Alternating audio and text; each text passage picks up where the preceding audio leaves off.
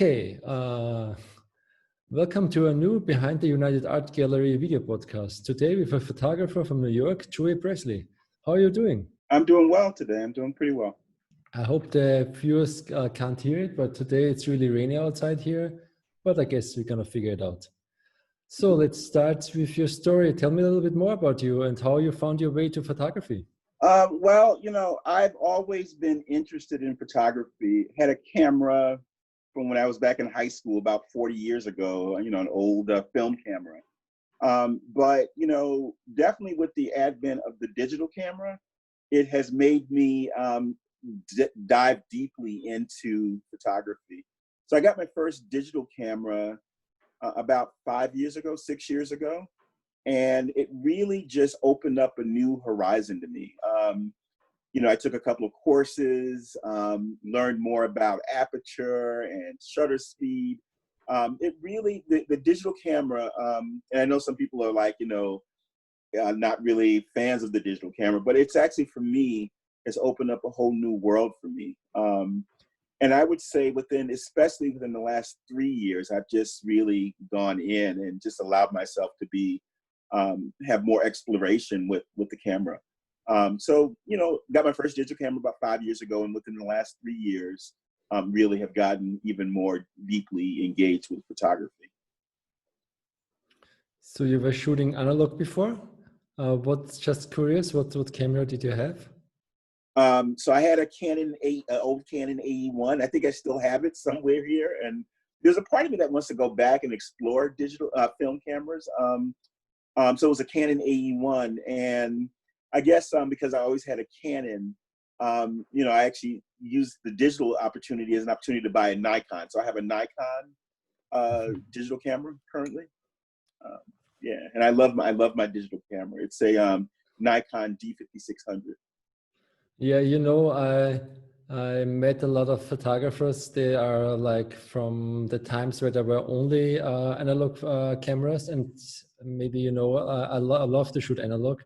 And when I talk with these people, they are like, we are so happy we don't have to develop film. They were shooting like on a racetrack or on a sports event or somewhere, and they had the dark room in the bathroom and had to develop the images and send it to the magazines. And now they just can shoot with a tiny camera with a great quality. What's so interesting, though, for me with the digital camera, I think because I started with a film camera, I almost treat it like film. I don't really just shoot everything. I just feel like I want to have the right shot, and some folks have said, well, Joe, it's digital, just take as many pictures as you want. And I don't know, I just really let my eye sort of really try to dictate what I shoot. And I guess I should also say my husband is an artist as well. He's an artist, and he definitely has helped me think about composition and about, framing the shot and all that. So I don't know, I don't really treat it like, as if I have like, an infinite amount of shots to take. I really am kind of stingy when it comes to hitting the shutter button. Right, that's good. That's really good. I think we can see that in your images too. That you think about framing and like the first images. And we're gonna talk a little bit later about them as soon as I show it to the viewers. Okay, then here's my next question for you. How did the pandemic affect you and your family? How did it change the pandemic of photography? So I have never gone through anything like this in my 57 years. It was just unbelievable. We live about a block away from a local hospital here in Brooklyn, New York. And, when we first got the sense that it was really going to be devastating, those first couple of nights, for about a week or two, overnight, the sirens were nonstop. The ambulance sirens were nonstop. And we just could not fall asleep. It was just overwhelming, I would say. There were makeshift morgues set up outside of our hospitals here in New York. The hospitals could not, they couldn't keep up with the volume, the sheer volume of people who were presenting with COVID and then who were dying from it. It was overwhelming. And, the thing that we knew, my husband and I knew, and it took, I guess the governor of New York and the president, well, the president not so much, but the governor and the mayor to talk about how this was disproportionately impacting Black and brown and poor people here in this country. It was just surreal. I have had a number of family members. I have a big family. Let me start there. A big immediate family. My mom comes from 9 brothers and sisters, and my dad comes from just about as many. And we've had, no surprise to us, a number of people who have, contracted COVID, and a couple of folks who've actually died from it. And so it was, frightening. I was angry. I was angry with the president's lack of response to this, and felt like, oh my God, I needed to do something. I can't, what can I do to sort of make myself feel better about all of this? If there was a way to do that. And my camera spoke to me. It's like, I get out there and take some pictures. Like, just what are you seeing? What are you feeling? Walk the streets, go through Brooklyn, go around the city, and just take pictures. And it was helpful. It really helped me to think about, how people were dealing with it, how different communities, not only the Black community and not only the gay community, but all of us, how we were dealing with this pandemic. And it was helpful. It was very cathartic. It made me able to sort of move through it. And, I started to share some of my pictures with people, and they were like, Joe, these are great. Wow, do you have more? And it was just, I felt like I was giving back in many ways as well. But it was also, I think, overwhelmingly, it was just a feeling of this cathartic feeling. It was helpful to me. It was therapy. And it was enabling me to sort of move through all of this. We've had almost daily ridiculous messages coming from the White House, and a lack of vision and direction. And I think that, my photography helped me to sort of make better sense of it all. And it actually allowed me to breathe in many ways, just to sort of take a step back and, breathe and be able to bring myself into the conversation. So that's how I got involved with it. And I'm sure, we'll talk about this in a second, and then we had George Floyd. And it just felt like a continuation for me of the pandemic. Like I said earlier, studies are showing that Black and brown, Black people, communities of color, other communities of color, that we are dying disproportionately from COVID-19, from the coronavirus.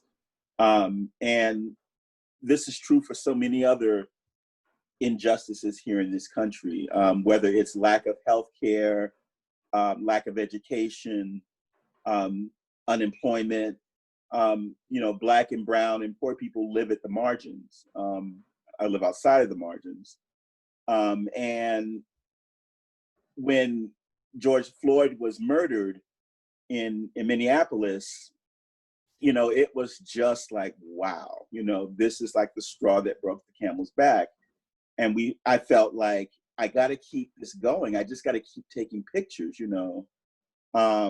There's some folks, there've been lots of demonstrations, as here in the US, here in New York, here in the country, and across the world, right? And some people are saying, oh, you shouldn't get out there and demonstrate, there should be protests. But I think people are like saying, yes, COVID is horrific, but this is horrific too.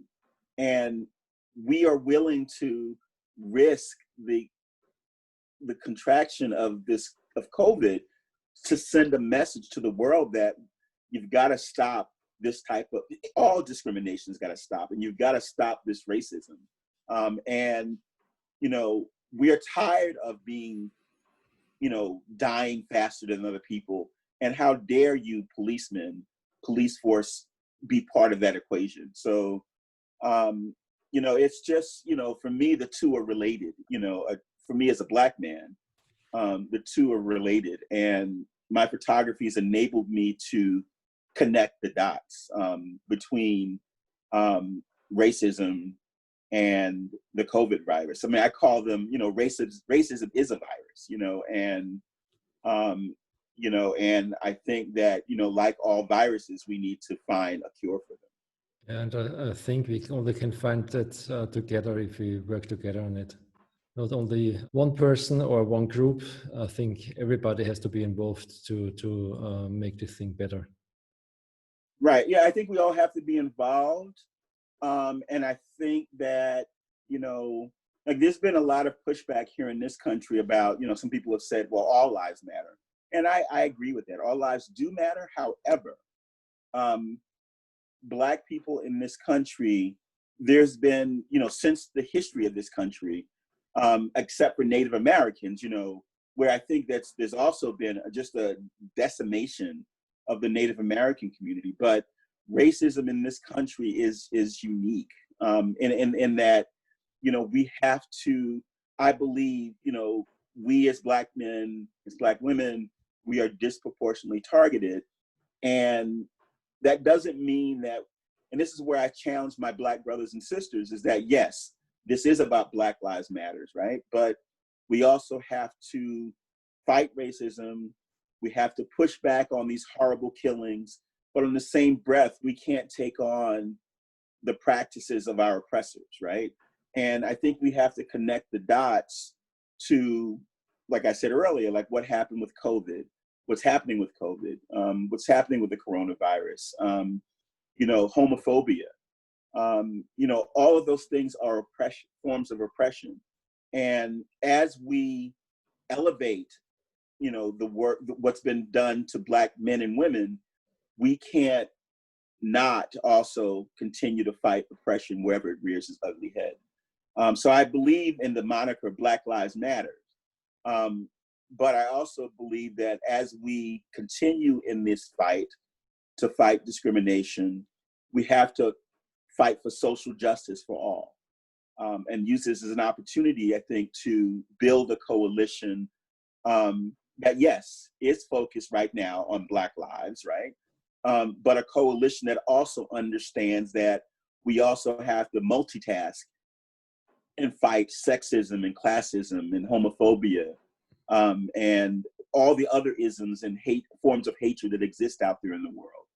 Because if we don't do that, we're only as bad as those who are oppressing us, and we cannot mimic their mode of operation. So I feel like I'm rambling, but you know, my photography has helped me to think even more cogently about that. You know, homophobia is alive and well in the Black community, and I am lifting up my voice as a Black man in anger with what happened to George Floyd, and also what happened to Tony McDade, and Sean Bell, and the list goes on and on, Breonna Taylor. But I'm also not going to leave my gay identity at the door. You know, that I come to this fight with my full authentic self, and willing to fight racism as a Black man. But I also get to talk about my Black gay identity as well. I think it's a good point to jump to the gallery right now, because when I was thinking about building a new part of the gallery, I was thinking first of the Black Lives Matter topic, of course, because I think it's really important. But then I thought there's so many others too. We have to combine that. We can like start with the one, and so I tried to how can I say it? It was not easy for me to find the right name for it, but I wanted to somehow include all the topics you just mentioned, like and maybe also there is also like the topic of the Native Americans you said before, or there are many of them, right? That's the reason I jumped on all the topics somehow together. I actually think that leaving it as Black Lives Matters makes tons of sense, actually. But I think that, because I don't think, and this may be contrary to what I said earlier, that I think that it's a way in, right? As a Black man, I have many other identities. I interact with many other communities. My friendships are, I have Black friends, I have white friends, I have, friends who are not gay. It's the Rainbow Coalition, right? But I think that what the Black Lives Matter fight is bringing, it brings the opportunity for people to sort of focus on the atrocities that have befallen the Black community, right? And I think and I think that's important. It's critical. And I think that it presents an opportunity for us then to also work on other issues that impact our community. But I think that, there's some folks who, like I said earlier, they want to call it, Black, it's not All Lives Matter. They want to change the title of it to All Lives Matter. And I think that's where we go wrong, right? All lives do matter. I think that's true. I agree with that. But what has happened, but some lives matter less to some people. And in this country, a Black life doesn't mean as much to many people as other lives.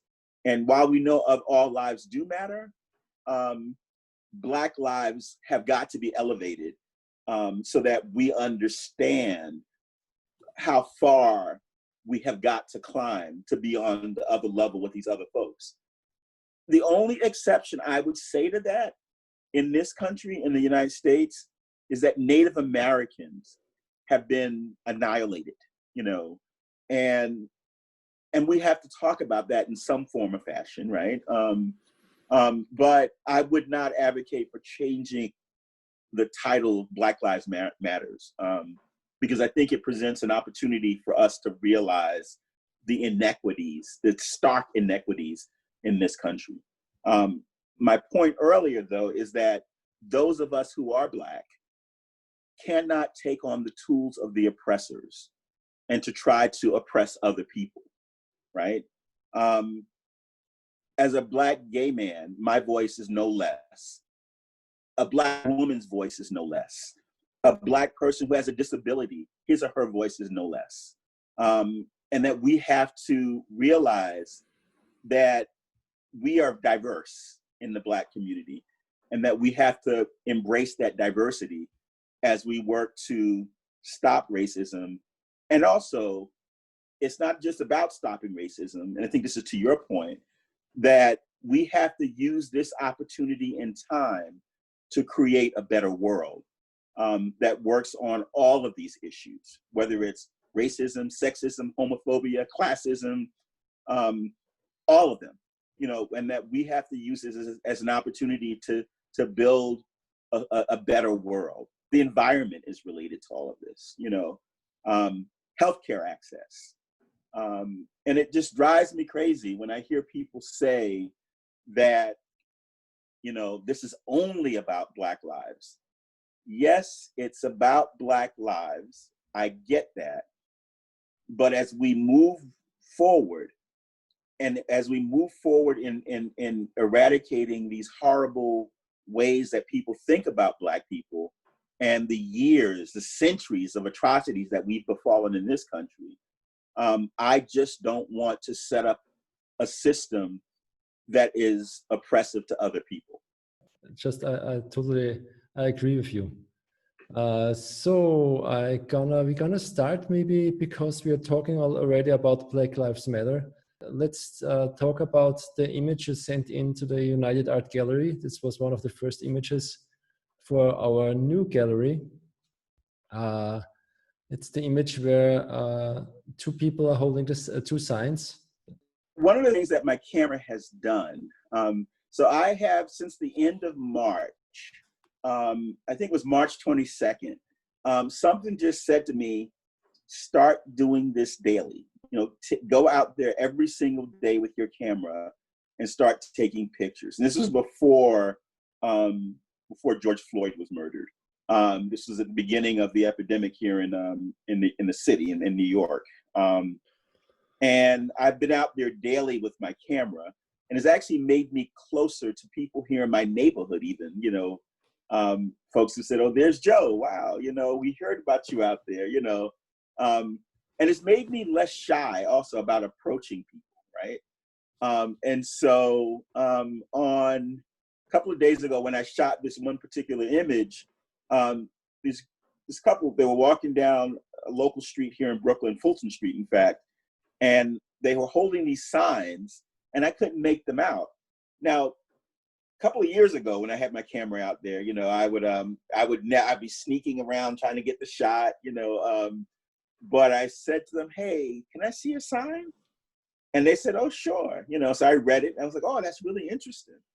And I said, "Do you mind if I take a picture?" And they said, "Absolutely." And it was actually kind of cool because I asked the African American gentleman and the Black gentleman to stand closer to me, and then the white woman who was holding the sign, I asked if she could just stand a little further back, because I thought there was something powerful about that. So he was holding the sign with the series of names of people who have died at the hands of police brutality in the country over the last couple of years, in fact. And so he's in the front. And behind him is a white woman holding a sign talking about how, white folks have got to take on this issue. And I felt like I got to get this shot, and yeah, I feel really good about it because, I think that it is all of our fight, right? And, I believe that if racism is really to stop in this country, because, since we've been in this country since 1619, especially, since, the end of slavery, and even before then, Black folks have been saying we're being persecuted, we're victims of racism, we are, dying because of racist practices in this country. But it's going to take white people talking to other white folks about how they've got to own racism, and that it needs to be white folks talking to other white people and owning the privilege that they have and the benefits that they get from racist practices in this country. And so I think it's powerful, here in the city, and I really only have the city to talk about because I could see on the news also from other places across the country and across the world, but there have been so many non-Black folks out there talking about Black Lives Matter. And I think that's huge. And I think that what has to continue, that it can't be a passing fad for people, that if we really want to make a change, then they have to continue.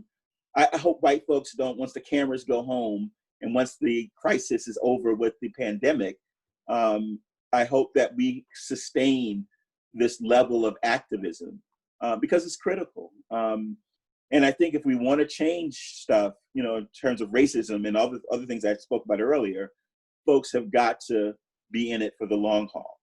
They've got to be in it for the long stretch, and not just because it's a sexy thing to do in the immediate, but that we have to sustain that level of activism to bring about change. So that picture made me think about the coalition work that needs to exist, and the important voice that white folks bring to the fight against racism. Maybe, I'm not sure if you have seen this, but in Austria there was a protest too. It's unusual that to this protest for Black Lives Matter, there were like 50,000 people in Vienna, This was like pretty huge. It was in all the news, and it's fantastic. It's huge. And I think I think it's probably embarrassing for this country, the bastion of liberty, right? But I think it's a long time coming. And I really hope that it creates an opportunity for us to connect people across the globe for social justice, on all fronts, race, class, all the things I talked about, gender, homophobia, all of those things I spoke about earlier. I hope it's about a new civil rights, social justice movement that will go across the planet. And I think there's an opportunity for that if we stay focused. And look, even if, I think I'm someone who believes that civil rights and movements are things that are not always like in the snap of a finger. I'm trying to snap my finger here so you saw it, that it can happen almost instantaneously, or it also could happen across a continuum, across time. And I think that, even if this does sort of wane and people do lose interest, which I don't think is the case, I think something monumental has already happened. And I think amazing stuff has already happened, because of our Black Lives Matter work here in the country. Police forces are being reorganized. Funding is being taken away from the billions that are being spent on the police force are being rechanneled towards social services. And I think that's huge, and that is in the space of a week, So it shows you the power of activism and the power of raising our voices. And I guess the power of the camera also, in the media, that, in the space of a week, I think we've already seen some changes, significant changes here in this country because of the unfortunate death of George Floyd and our response to that across, dare I say, the planet, right? And I think that, even if it were to sort of wane, the demonstrations, already some amazing stuff has come from it. And I think it just speaks to the power of movements and activism. Then when we talk about movement, I have to use the segue right there to go to another image we didn't talk before, but it came up to my mind again. It's the image where the one man in front of you is raising his fist and he's in the front of the, how is it called? Barclays Center? The Barclays. Center. Yeah. You want to talk about this image? Yeah, sure. In that image also, just to the left of the guy holding his fist is my husband, actually. He was walking in front of me. He's in the image. She's walking in front of me. And, I'm always, he's an artist, right? He's not a photographer. So I'm always with the camera, like taking pictures. And I'm always like, if we're walking somewhere together, he's usually in front of me. I'm usually behind him looking through my camera. And I just saw this guy standing on a bench in front of the Barclays Center. The Barclays Center is literally about a 5-minute walk from my house. And I saw him with his hand up, his right hand was up. And I said, wow, there's the Barclays Center, and there's this guy, this black dude standing on this, and he's defiant, and people were shouting and screaming, and I'm like, there's a shot, I was like, I gotta take this picture. The Barclays Center is a sports arena. It's the sign. Many people see it as a symbol of capitalism in this country. And here's this gentleman with his hand raised, in defiance. And it made me feel like, that it to me, it also spoke to not only was this a demonstration that was going on with Black Lives Matter, but it also made me feel like, sending a message to corporate America that, you have a role in this too, and we know that, corporations are so intrinsic in the operations of the global economy, and sending a message to groups like Barclay that, we need you in this fight as well. and we are aware of your practices. And we need, the image made me just really think about, standing up to corporate America and demanding that they lend their resources to this fight as well. And so this gentleman standing on that bench was empowering for me. And it's like, I got to get this shot, And a lot of folks have also commented on it. It's like, wow, Joe, this is very powerful, very moving. Yeah, I like this image also very much. It's very powerful. And I was wondering because if it's, this is just mostly, I know I was shooting portraits and images in New York, it's like 5 years ago. And you have to be quick, like you said, you see the shot and you framed it really well. Mm-hmm. I really like it a lot.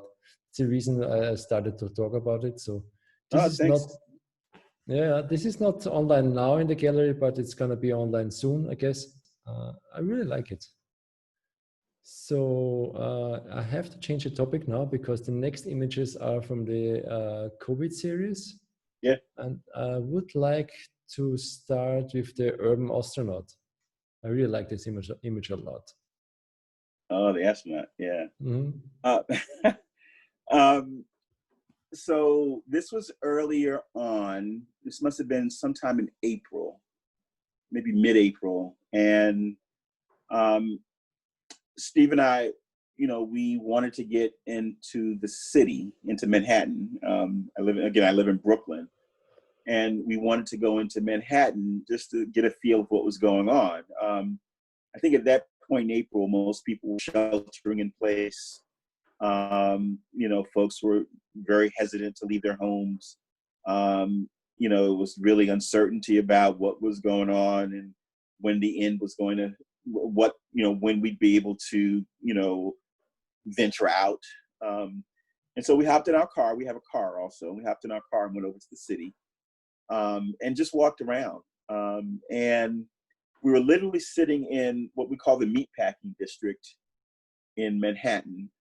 And Steve noticed it first. He knows them first. He says, Joe, there are like these two dudes over there with astronaut suits on, And it's like, I'm like, wow. And I said, I gotta go take some pictures, And, it made me think of what at that point, there was a lot of hysteria, and there still is, less so, I can say, but a lot of concerns about, how communicable the disease was, the virus was or is. There was some notion that it was not necessarily, that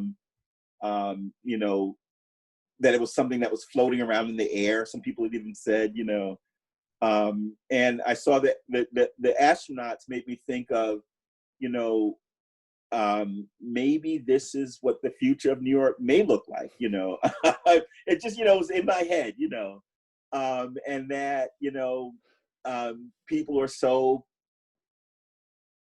hysterical that, people are going to start wearing these astronaut, sort of costumes. I was at a shopping center right before then, because we had gone to get some supplies that we needed.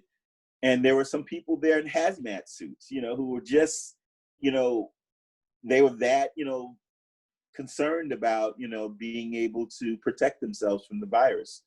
And so the image of the astronaut made me think about the state of where people's minds are or were at that point. And not that people, they were very, this is only two people who were just walking around wearing this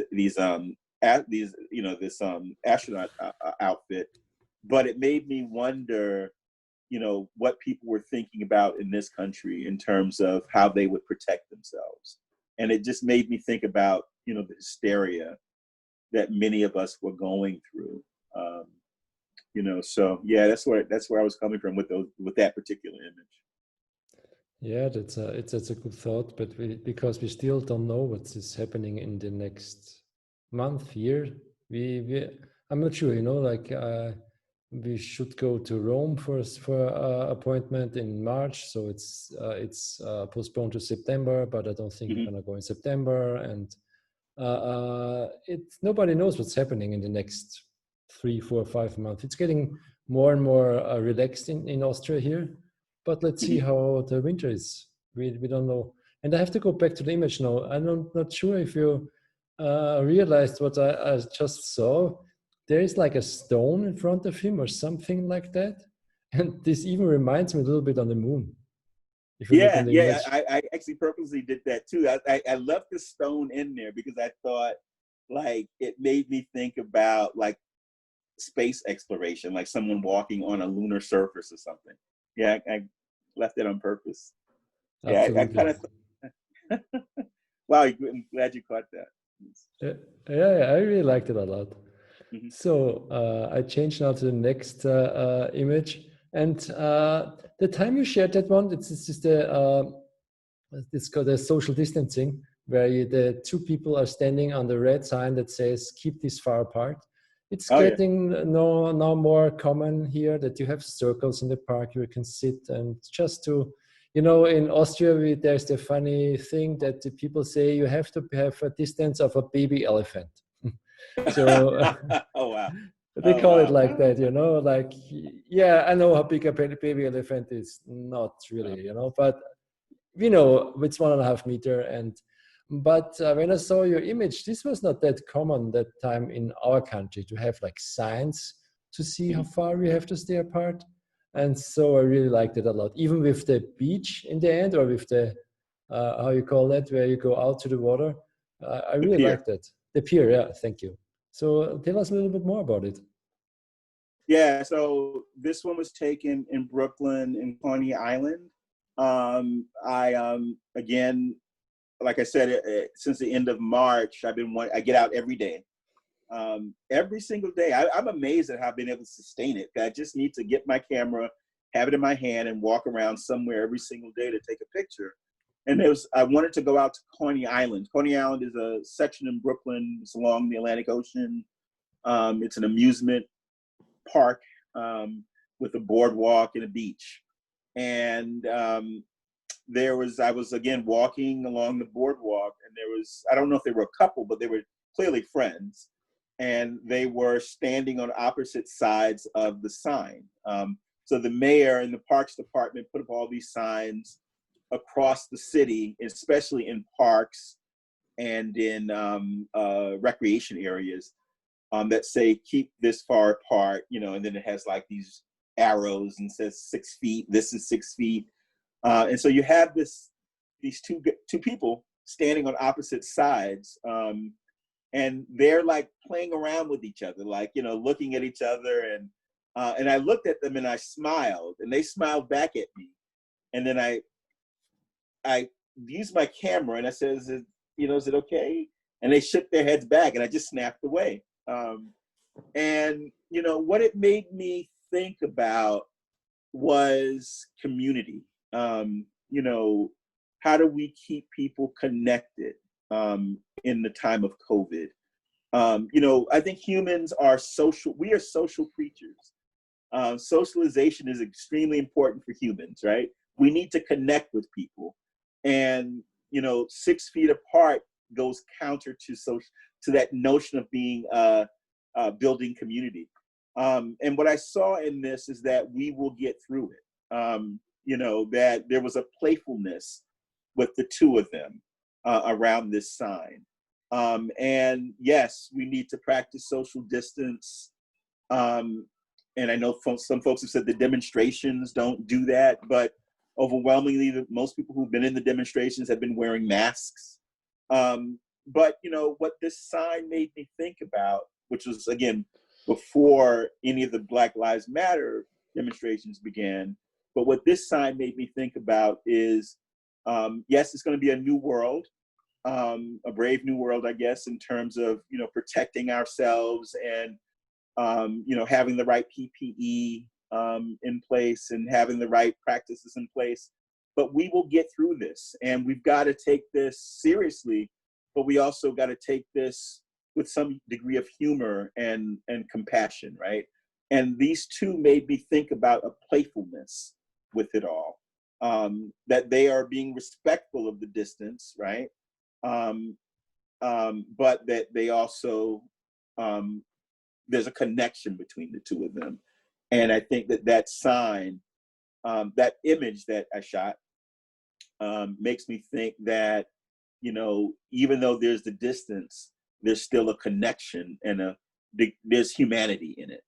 And it made me feel good. I felt really good about that image.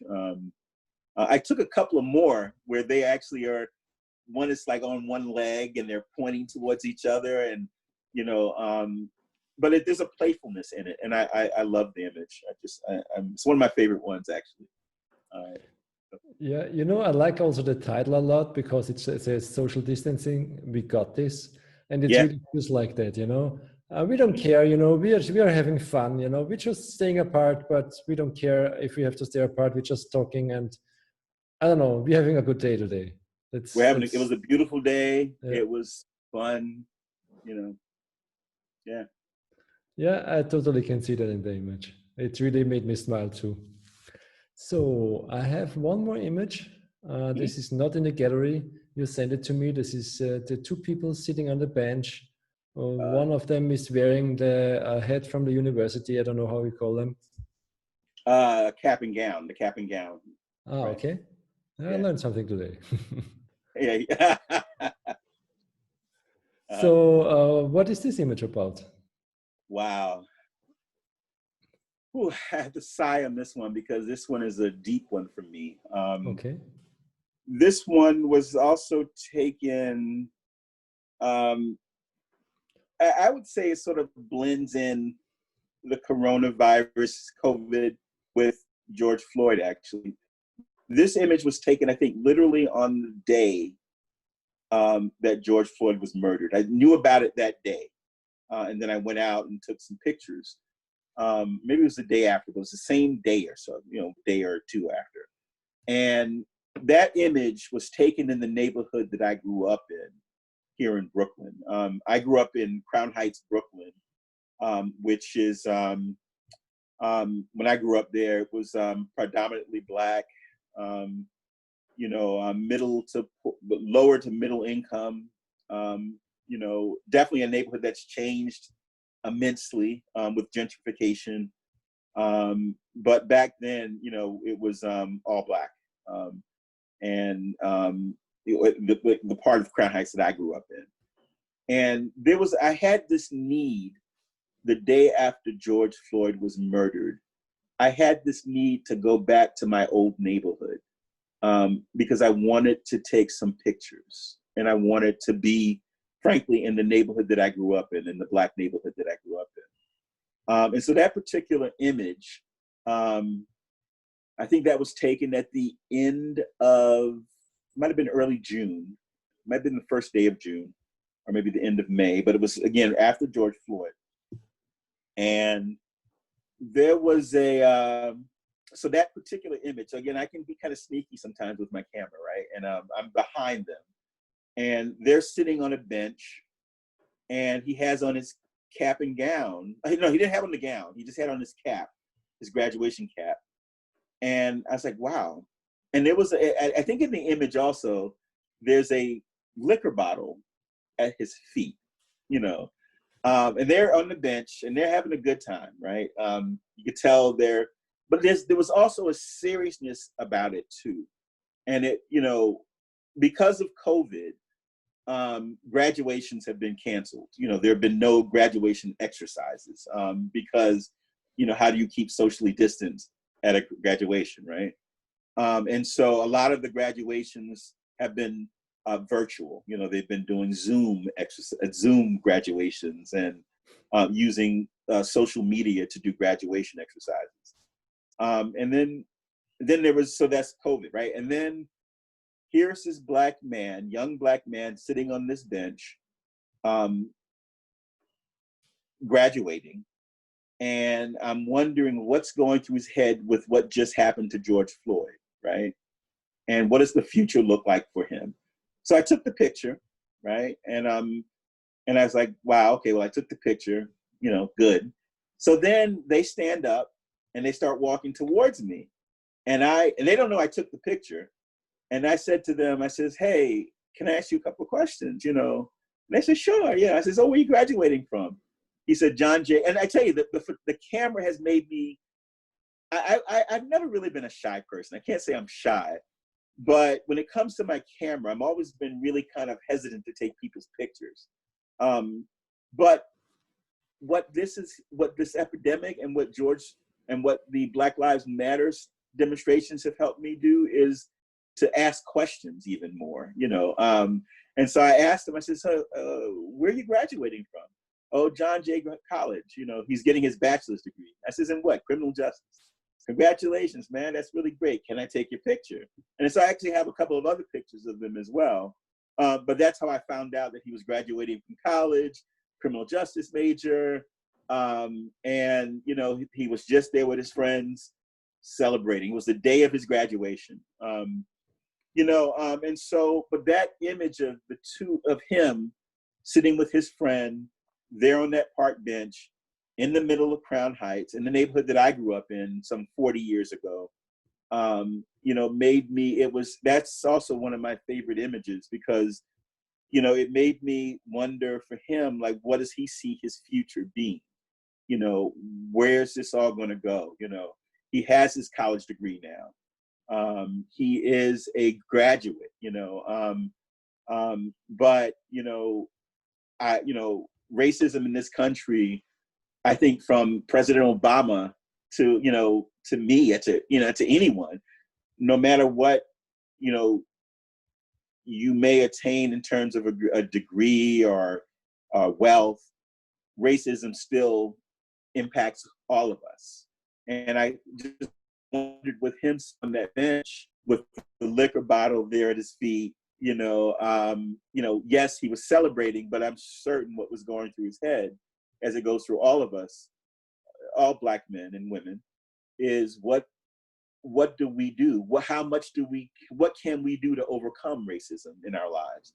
Do college degrees eradicate it? You know, if I make a lot of money, will I be a victim of racism? And the answer to that, unfortunately, is no. And that image made me think of that. And what was his future like, you know, as he moves forward in life? Yeah, if I know the story and look at the picture afterwards, it's totally a different picture then. Absolutely. Yeah, I love it. I love that image. Yeah, I can see that.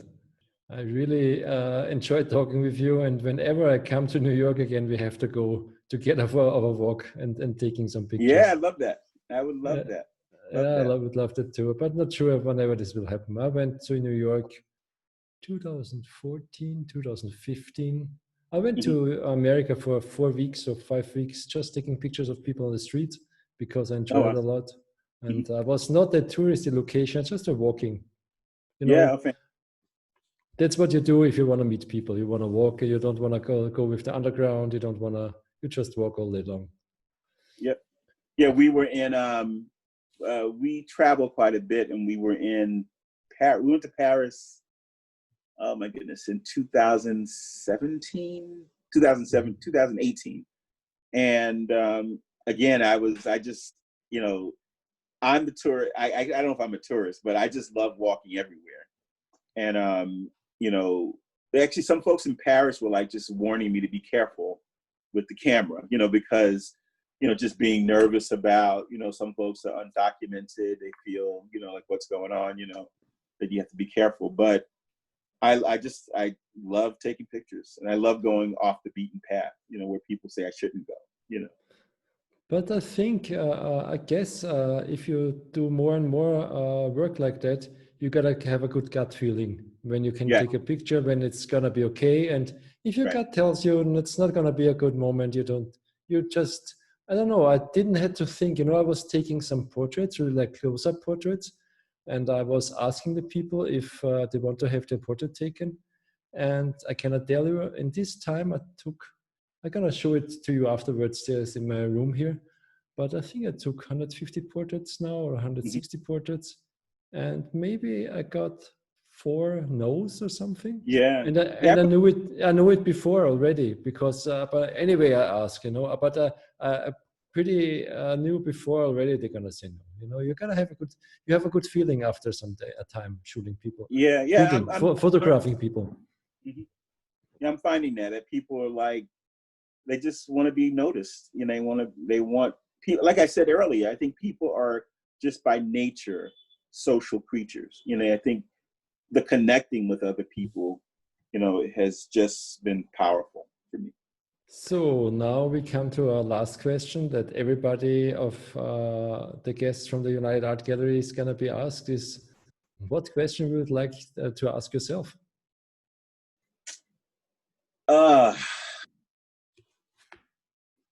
I guess, one of the things I would ask myself is, Joe, where's this all going to go for you? Um, a couple of folks have said to me, Joe, you should think about making a book, putting together some sort of journal of all your photographs. Like I've been posting them on Instagram, I post them on Facebook. And, I guess the question I ask myself is, how do I keep true to what has driven me with all of this, which is I just want to be able to document both the joy and the pain that we all have experienced around COVID, and the opportunity, joy, and pain that presents with the demonstrations, and I want to make certain that I hold true to what's been driving me with all of this, which is that it's just, I go back to what I first started with, that, I'm not looking to make any money from it. I just enjoy it, and it is cathartic for me. And I welcome all of the praise and the acknowledgement. But, and I don't know if it's a question so much as a statement that, I want to make certain that I am being authentic about all of this, that it speaks to my passion, my perspective, my life, my vision, and using it as an opportunity to share that with other people. So I guess the question is, I want to continue to challenge myself. And I guess the question I would ask myself with every image that I take is, how is this useful? How is this helpful? And I think that's where, with, folks used to ask me a couple of times, Joe, I see you're a photographer, and I don't know, I don't think of myself as a photographer. Maybe I shouldn't, I don't know. But they would always ask me, what do you like to take? What images do you like to shoot? And like, I don't know. I like people. I like taking pictures of buildings and people and, things. But it's interesting now that I think I can answer that question. And, I'm a street photographer. I like people. I like action. I like being on the street and taking pictures of people in their lives, and I like people. I'm a people photographer. Yeah, I can take a picture of a pretty building and all that stuff, but it really is about street photography for me. And I guess the question that I would ask myself as I move forward is, how is this image useful? What is it saying? I think it's a very good question that a lot of people should ask that questions to their own work more and more, because just taking pictures is fun too, can be fun too, but taking pictures with a meaning is just something different, and for me, it makes much more sense. Thank you. Thanks. It means a lot coming from you, Mark. I appreciate that. No, I really see that like that. I always try to, the day I started more analog photography, that was 2014 or 2013, I decided to go that way again. I slowed down and thought much more about everything, and it's a different way if you try really to make more sense out of an image. It doesn't mean you cannot shoot for fun and just there's also a place for that, but I think it's important to have meaning behind your work. Yeah, I agree. Okay, Joey, it was really good talking to you. Thank you so much for You're your very time welcome. today. Yeah, you too. Take care. And yeah, this was another video podcast for the United Art Gallery with Joey. Thanks for being with us, and you hopefully have another rainy day today in New York, because your day is like sometimes afternoon, and here it's gonna get night already. Yeah. So you enjoy your day today. All right, take care. Bye-bye.